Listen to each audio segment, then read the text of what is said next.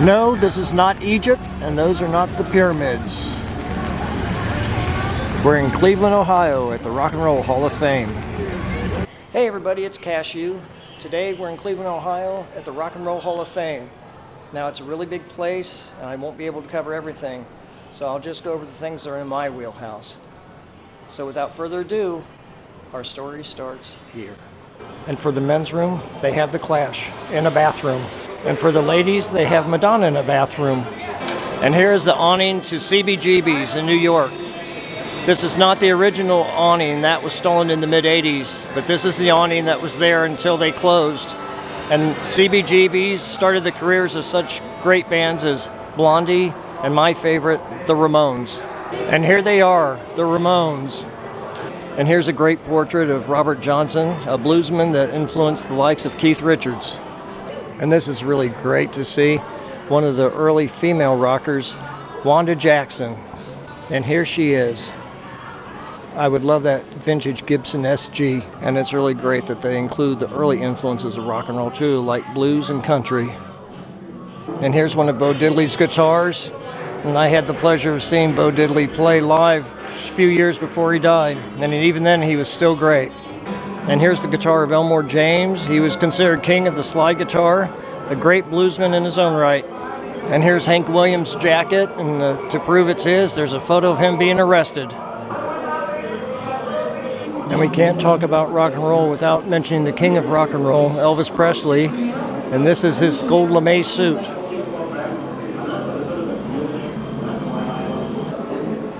And here's a custom-made motorcycle for Elvis.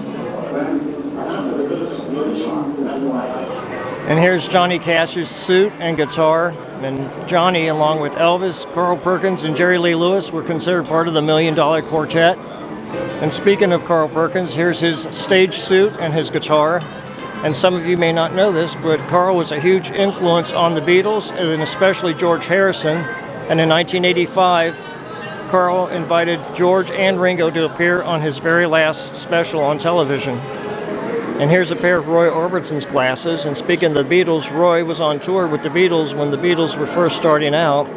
And then fast forward to the later part of his career, and he was with George Harrison and the Traveling Wilburys up until his death. And if you remember from my trip to Lakeview Cemetery, I mentioned Alan Freed. Well, here's some of the programs from his shows. And here's a drumhead that belonged to the Yardbirds. And Yardbirds were an interesting band from England. They infused blues with rock and had three guitarists that went on to do great things in their own right: Jimmy Page, Eric Clapton, and Jeff Beck. And here's a picture of Janis Joplin. She was another singer that combined blues with rock. And this is an invitation to her funeral when she died at age 27. And then up here is a drawing made of her for her album Cheap Thrills. It was done by Robert Crumb. And if you recall from our Lakeview Cemetery vlog, Robert Crumb also drew for Harvey Pekar. And here's a Patti Smith doll that a fan had sent to her. And for those of you who do not know who Patti Smith is, she's considered by many to be the queen of punk. Oh, and this is so cool. They have Ramones memorabilia. Here's Johnny Ramone's guitar, as well as lead singer Joey Ramone's jacket. Well, hello, golly. In this band, the Small Faces, or the Faces, is like the Yardbirds. They had members who went off to do bigger and better things. Like Ron Wood in the upper left went on to play with the Rolling Stones. Rod Stewart, who's seated in the middle, has a very thriving solo career. And then Kenny Jones on the right went on to play drums for The Who after Keith Moon died in 1978. And for you Michael Jackson fans out there, here's the famous sequin glove. And this is my favorite part of the whole museum, the Beatles section. Let's go take a closer look. And this is John Lennon's passport from 1960, and you can tell from the photo this is a very young John Lennon. He'd be about 20. And this is a passport that he used when the Beatles went to Hamburg, Germany to play and really pretty much honed their craft, partly because they played 8-hour sets without rest. This is a 1965 Epiphone Casino.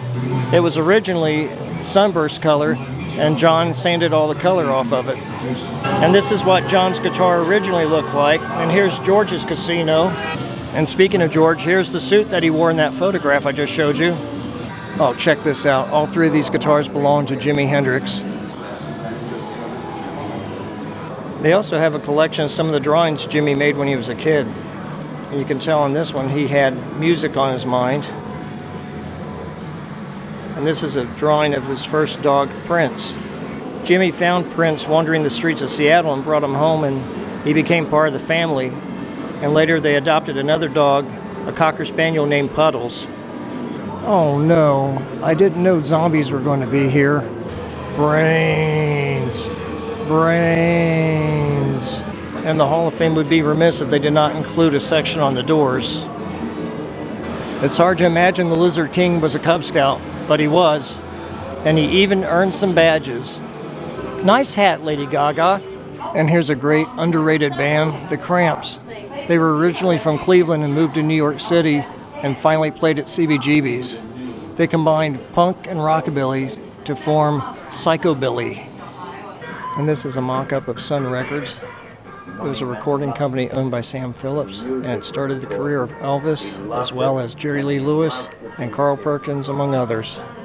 And here's the guitar Rosebud, owned by Jerry Garcia of the Grateful Dead, sometimes known as Uncle Jerry. A lot of Jerry's guitars were built and designed by a guy named Doug Irwin. It's so cool to think that Jerry Garcia once played this guitar.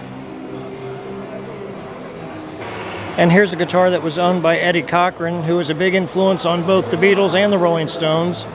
In fact, in the 80s, when the Stones were on tour, they would play one of Eddie's songs called 20 Flight Rock.